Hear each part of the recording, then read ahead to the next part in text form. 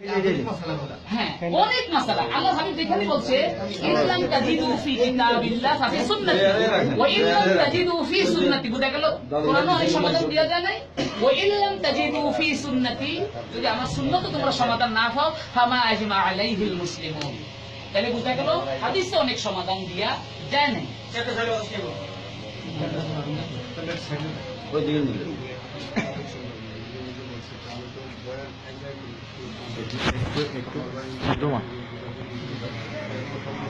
হ্যাঁ, ও যে কথা, আমার কোন বয়ানে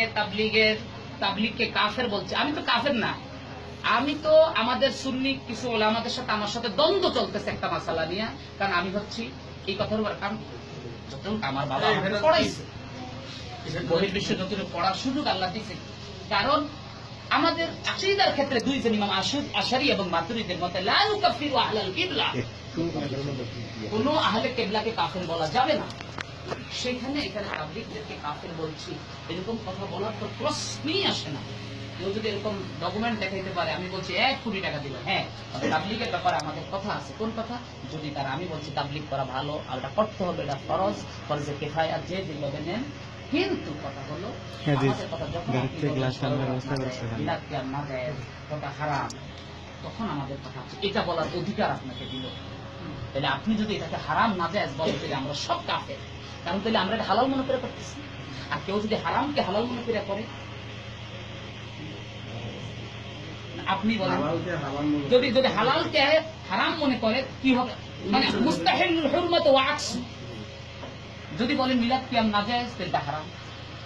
তাহলে তার মতে জনফরি কাফের, আশরাফ আলী থানভী সাহেব কাফের, হুসেন আহমদ দেবন্দী সাহেব কাফের, ওনারা সব কাফের, শাইখুল হাদিস আব্দুল হক সাহেব কাফের,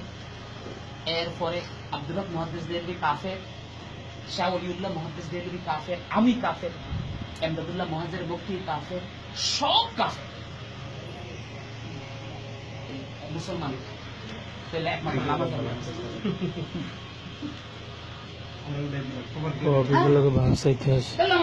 আমরা মুসলমান। আপনি যদি মিলাদ কিয়ামকে না জায়েজ মনে করেন, জি না না,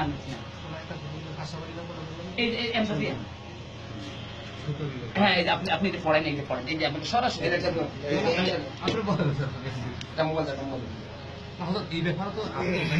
এই দেখেন ইমাম শামী রহমতুল্লাহ আলাইহি তিনিও মিলাদ কিয়ামের ব্যাপারে কি বলছেন? زارت العادة بأنه إذا سافر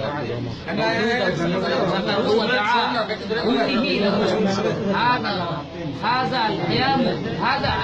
قام الناس عند ذلك تعظيما له، هذا القيام بدعة حسنة لما فيها من إظهار الفرح والسرور والتعظيم। এখন বলতেছে বল,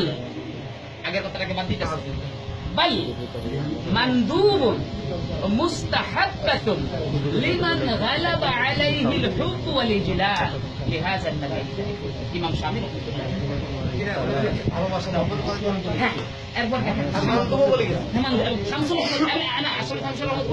উনি একই বলতে বলছেন, এবং শামসুল্লাহ ফরিদপুর রহমাতুল্লাহ না, উনিও তো এটাকে মানতে বলছে, এবং বলছে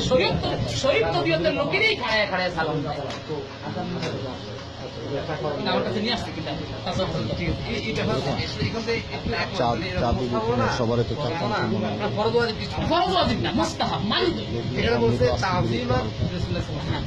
এটাই হচ্ছে আমরা কথা হচ্ছে। আপনি যদি বলেন এটাকে কি হিসাবে নিবেন, তাহলে আমরা বলবো এটাকে আমরা বড়জোর এটাকে মুস্তাহাব বলতে পারি। আর কোন কথা এখানে আমরা মানদুকও দেখতে চাই না, মানদুকটা একটু উপরে। আমি বড়জোর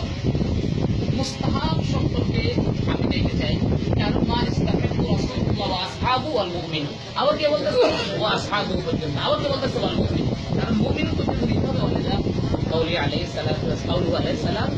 ما رواه المؤمنون حسنة وعند الله حسنة بسند جيد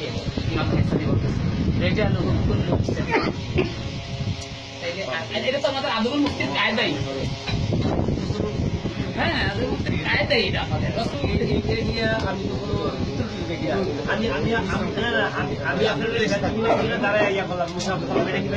না তবে একটা কথা নবীদের যে আমরা নবীদের সামনে যে আমরা তাজিমে দাঁড়াই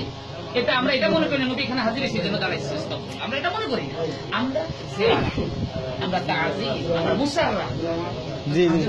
আমরা মনে করি না তিনি এখানে হাজির সেটা মনে করি আমরা দাঁড়াই না হ্যাঁ তিনি যদি রুহানি ভাবে আমাদের এখানে ওনার রুহানি ভাবে যদি কোনো এখন যেটা দান যে দেখে তার জন্য কারামত ওনার জন্য কিন্তু আমরা এটা মনে করে দাঁড়াই না এটা মনে করে দাঁড়ালে তো এর আগে দাঁড়ালো না কারণ এখানে কথা এমন কোন কথা হ্যাঁ কিছু কিছু জুহাল বলে তাহুম জুহাল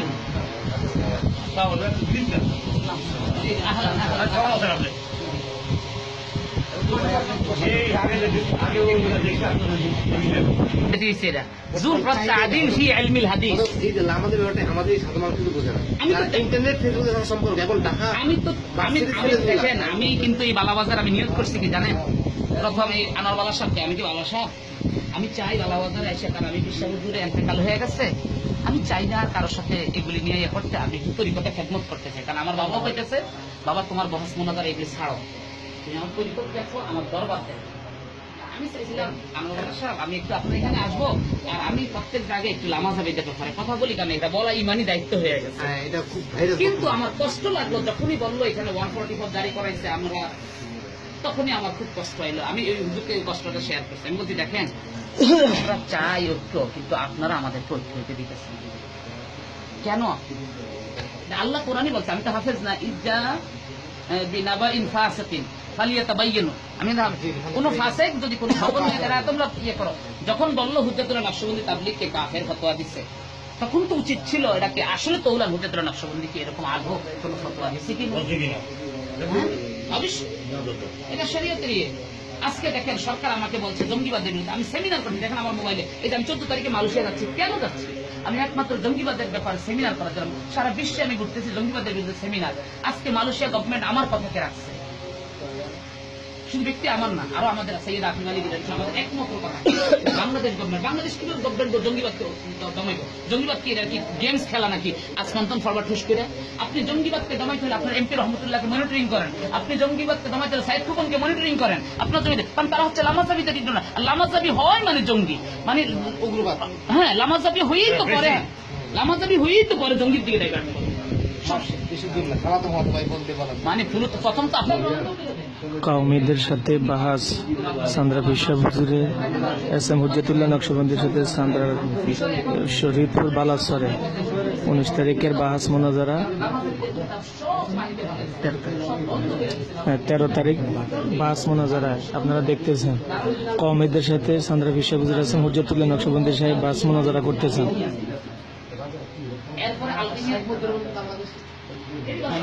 আপনারা দেখতেছেন যে তারা মিলাদ মুস্তাফা তারা মুস্তাহাব বলি মুস্তাহাসান বলে স্বীকার করে নিছে এখন আপনারা সবাই দেখতেছেন যারা মিলাদ মানে না ক্যাম মানে না তাদেরকে ধোলাই করা হইতেছে আমাদের ইদানি বললাম নামটা সাইদ খোকন হচ্ছে জেনারেল সেক্রেটারি আপনি গ্রেফতার করেন আওয়ামী গভর্নমেন্টের অধপতন এসে গেছে আওয়ামী গভর্নমেন্ট আমার দেশে আওয়ামী গভর্নমেন্ট ঢাকা সেন্ট্রাল লোক দিয়ে এখন নামাজারিদেরকে নিয়ে এই আগামী কত তারিখে জানি মাহফিল করাইতেছে আমার বাড়ির কাছে 25 তারিখ মাহফিল করাইতেছে আমাদের আওয়ামী গভর্নমেন্ট আমাকে ডাকে জঙ্গিবাদের বিরুদ্ধে সেমিনার করার জন্য কি জন্য